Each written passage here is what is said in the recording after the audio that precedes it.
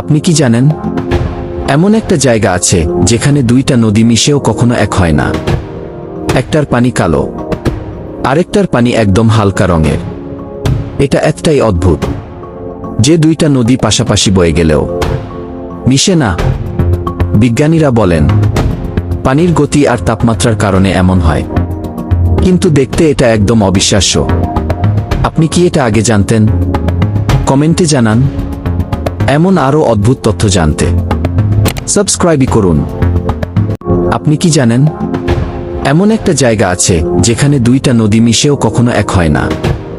একটার পানি কালো, আরেকটার পানি একদম হালকা রঙের।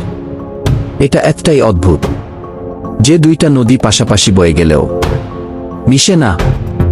বিজ্ঞানীরা বলেন পানির গতি আর তাপমাত্রার কারণে এমন হয়, কিন্তু দেখতে এটা একদম অবিশ্বাস্য।